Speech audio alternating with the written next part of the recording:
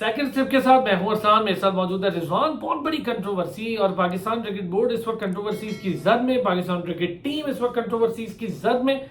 और ऐसे मौके पर जब अफगानिस्तान एक तरफ मैचेस जीते जा रहा है, जो कि अभी जीता उसने, और उसके बाद हम मैचेस हारते जा रहे हैं और हमारी कंट्रोवर्सीज बढ़ती जा रही हैं। हमारे यहाँ समझ में नहीं आ रहा कि हो क्या रहा है। पाकिस्तान क्रिकेट बोर्ड में पहले ज़का अशरफ साहब ने एक इंटरव्यू दे दिया, जो कि बोर्ड चेयरमैन का बनता ही नहीं है इतने इंटरव्यूज देना। एक कंट्रोवर्सी खड़ी कर दी जी, वो तो यूं था, वो तो ऐसे था, जो भी टीम सेलेक्ट थी तो इंतजाम जाने और बाबर जाने। फिर उन्होंने कह दिया कि मैसेजेस वाली बात हो गई, वो भी एक अजीब कंट्रोवर्सी, मैसेज लीक हो गया जी, कि व्हाट्सएप चैट लीक हो गई, फेक राज सही अल्लाह वला आलम। लेकिन उस पर एक चीज है, ये सारा कुछ in between the world cup क्यों हो रहा है? इंजमाम साहब क्यों गए हैं? इंजमाम साहब के जाने की रीजन क्या है? हम आपको बताते हैं कि उसके पीछे की पूरी कहानी क्या है। इंजमाम उल हक साहब एक कंपनी है याजू इंटरनेशनल, उसके बोर्ड ऑफ डायरेक्टर्स में से भी हैं और उसको लीड भी कर रहे हैं। और उसी के अंदर जो इन सारे प्लेयर्स का एक एजेंट है तला रहमानी, वो 7-8 बड़े प्लेयर्स का एजेंट है, बाशमूल इंजमाम उल हक, वो सबका एजेंट है। और वो बंदा भी इसी कंपनी के बोर्ड ऑफ डायरेक्टर्स में से है। और मोहम्मद रिजवान जो कि हमारे विकेट कीपर बैटर हैं, वो भी मुबैना तौर पर इसी बोर्ड ऑफ कंपनी इसी कंपनी के बोर्ड ऑफ डायरेक्टर्स में से हैं। इंजमाम उल हक साहब के भाई इंसारुल हक अंसारुल हक, वो भी इसी कंपनी के बोर्ड ऑफ डायरेक्टर में से हैं।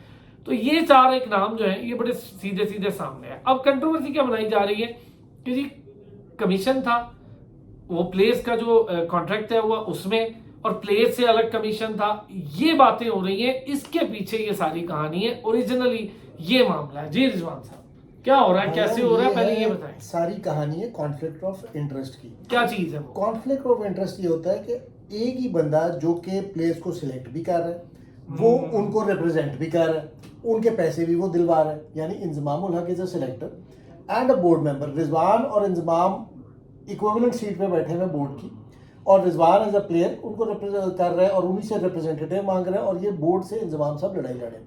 कॉन्फ्लिक्ट ऑफ इंटरेस्ट ये है।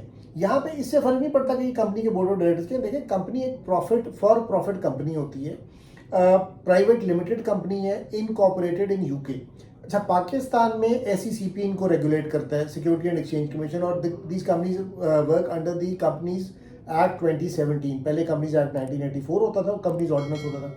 इंग्लैंड में कंपनीज एक्ट 2006 चल रहा है, और ये उनके FCA फाइनेंशियल कंट्रोल अथॉरिटी है, FCA के नाम से है, जो कि SECP के इक्विवेलेंट है।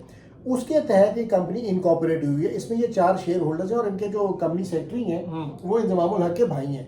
Now company secretary is a pivotal person, जिसने सारी फाइनेंशियल रेगुलेशंस को देखना होता है, और स्टेटमेंट ऑफ कंप्लायंस एक होती है, कॉर्पोरेट गवर्नेंस रूल्स होते हैं, उससे कंप्लाई करना होता है। और उसमें जो सबसे पहली चीज़ आती है, जो इससे लिंक्ड है सारे से, कि जो भी बोर्ड ऑफ डायरेक्टर्स हैं वो एक डिस्क्लोजर देते हैं कंपनी में कि भाईजान मैं इस जगह पे बोर्ड ऑफ डायरेक्टर लगा हूँ, या इन मुख्तलिफ कंपनी में हूँ, या 5 से ज़्यादा में नहीं हूँ। और वो एक पब्लिक डॉक्यूमेंट होता है।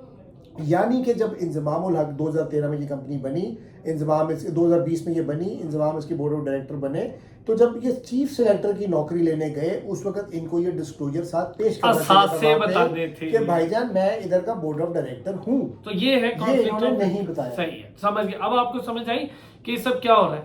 अब मुझे बताएं कि अगर ये बात इंजमाम उल हक साहब ने ये किया कि ज़का अशरफ साहब ने तलबी का कहा, उन्होंने कहा जी मैं तो आज ही जा रहा हूँ। अब उन्होंने तलबी की, कब की और कैसे जाना था? इंजमाम उल हक साहब ने कहा जी मैं तो जा रहा था, मुझे उन्होंने कहा जी मैं तो हूं ही नहीं, तो वो मिले भी नहीं। तलबी की मतलब जाना चाहिए था इंजमाम उल हक को, जवाब देना चाहिए था, वजाहत देनी चाहिए थी, नहीं गए, उन्होंने इस्तीफा दे दिया उसकी जगह। ये एक नया अच्छा, इस्तीफे के जो वो मैं आपको बता दूं, उसके पॉइंटर्स बता देता हूँ, उसका मतन बता दूं। कहा यह है कि जी मेरा इखलाकी तौर पे इस ओहदे पर रहना इस वक्त तक, उस वक्त तक नहीं बनता जब तक इंक्वायरी पूरी ना हो जाए, और साथ वापस आने को भी तैयार है। मैं उस वक्त तक का वर्ड यूज किया ना, उस वक्त तक नहीं बनता जब तक इंक्वायरी मुकम्मल ना हो जाए, क्योंकि मैं एक ओहदे पर हूं, मेरे खिलाफ इंक्वायरी है, मैं अगर इस ओहदे पे रहा तो अच्छा नहीं लगेगा, तो मैं छोड़ रहा हूं। फौरन PCB ने वो एक्सेप्ट किया। उन्होंने ये भी कहा कि जनाब अली जब ये खत्म हो जाएगा, इंक्वायरी हो जाएगी, और मैं गिल्टी फाइंड नहीं होता या गिल्टी नहीं निकलता उसमें से, मैं मुजरिम नहीं हूं, सिर्फ इल्जाम था, गलत साबित होता, तो मैं वापस आ जाऊंगा। ये है कहानी। तौबा। अच्छा खैर, अच्छा एक और भी लोगों के जेहन में ये है कि देखिए हर प्लेयर का रिप्रेजेंटेटिव होता है, एजेंट होता है। तो भाई वो players association is something else, player का representative is something else, but the same player representative being the chief selector of Pakistan, ये है कॉन्फ्लिक्ट ऑफ इंटरेस्ट, ये नहीं हो सकता। यानी बेसिकली इसी वजह से इंतजाम इतने अल्फाज में इतनी सारी से चुप करके भोले बन के चले भी गए हैं कि पायन मेरा तो कुछ नहीं, मैं तो तो समझ आ गई थी, ये बहुत समझ सीरियस आ गई मामला थी है कि और बस- इनको अंदाजा नहीं है ये कि- बताएं रिजवान का क्या फ्यूचर होगा अगर इसमें खुदा ना खास्ता होता है, हमें तो बहुत बड़ा नुकसान हो जाएगा। देखिए यार, ये चीजें तो आपको सोचनी चाहिए ना। जब भी आप क्रिकेट प्लेयर जो है वो आप उससे इंटरव्यू लेने जा रहे हैं तो वो कहता है मैं पहले बोर्ड से पूछूंगा। वो कोई अखबार इश्तिहार आता है तो कहता है पहले मैं बोर्ड से पूछूंगा, जब इश्तिहार दे रहा होता है। वो कोई बैट से किसी कंपनी से स्पॉन्सरशिप लेता है तो कहता है पहले मुझे बोर्ड से इजाजत लेने अभी दें। इंटरव्यू आप फोन देते करते हैं हुए- प्लेयर्स को तो वो कहते हैं यार मैं बोर्ड से पूछ कर बताता ऐसा हूँ ही- आपको इंटरव्यू देना है कि नहीं देना। ऐसा ही। तो इतने बड़ी कंपनी के डायरेक्टर होकर तो आप ये डिस्क्लोज ना करें, ये तो पॉसिबल नहीं है। और ये प्लेयर्स की रिप्रेजेंटेटिव कंपनी है, ये एज एजेंट काम करें, यानी कि 6-7 प्लेयर्स को रिप्रेजेंट करें, नॉट द पाकिस्तानी जो इंप्रेशन देने की कोशिश की जा रही है ना कि ऑल पाकिस्तान प्लेयर्स एसोसिएशन। नहीं। वो non not for profit body होती है, प्लेयर्स एसोसिएशन होती है। ये under articles of association, memorandum of association, privately incorporated for profit organisation. आसान अल्फाज में ये है पैसे कमाने वाली कंपनी जिसका बिजनेस है। एसोसिएशन वो होती है जो वेलफेयर होती है, यानी वो राइट्स की बात करती है, राइट्स की कि किस प्लेयर को क्या, उसमें वो सरफराज की भी बात करेगी, उसमें अब्बास की भी करेगी, उसमें हसन अली की भी करेगी, बाबर की भी करेगी, सबकी करेगी।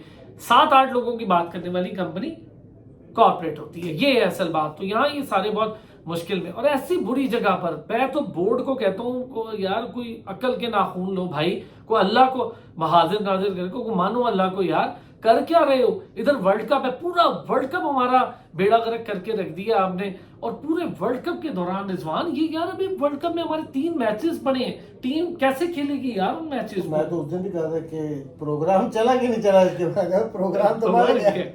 लेकिन सर ये बहुत डेंजरस हो गया और ये मामला हमारी टीम के लिए बहुत बुरे। आज से पहले बहुत कुछ हुआ है जब भी वर्ल्ड कप में हार, लेकिन ये वाली जो कंट्रोवर्सी ना, इसका मतलब ये है कि गाल वध गई है मुख्तार यार। यस, और अब ये मामला से जान छुड़वाना बहुत मुश्किल हो जाएगा। अभी तो फैक्ट फाइंडिंग कमेटी की वो रिपोर्ट आनी है, मंडे को पता चलेगा फैक्ट फाइंडिंग कमेटी में कौन कौन है, फिर उसकी रिपोर्ट आनी है, फिर हम देखेंगे कि फैक्ट फाइंडिंग कमेटी की रिपोर्ट के बाद क्या होता है, कैसे होता है। अगर तो बच जाते हैं, फिर जिसने ये शुरू किया फिर उस तक जाना होगा और बहुत सीवियर जाना होगा कि शुरू कहाँ से। मेरा ख्याल है, मैं भी अंदाजा नहीं कि ये इतनी बड़ी कंट्रोवर्सी है जिस तरह कैरी पैकर की थी, ओह। ये तकरीबन उस लेवल पे जाएगी। बिकॉज प्लेयर अपनी कंपनियां बना के चला रहे हो तो फिर तो इनकॉर्पोरेटेड हो गए ना लेकिन players। बिल्कुल ठीक रिजवान, बहरहाल लास्ट वर्ड्स आपसे चाहिए मुझे यार। बहुत बहुत बहुत पैथेटिक बात है बोर्ड की तरफ से कि यार प्लेयर्स के क्या हो रहा होगा, उन पे ट्रिकल डाउन इफेक्ट क्या होगा, इधर सिलेक्टर छोड़ के चला गया। इसमें सारे कसूरवार देखिए, उन प्लेयर्स का कसूर नहीं है जो बाकी 13-14 प्लेयर हैं जो कि खेल रहे हैं, बट इंजमाम का इसमें बाकी कसूर है, जहाँ अगर अभी तक जो मामला नजर आ रहे हैं, और इसमें रिजवान विल बी अफेक्टेड।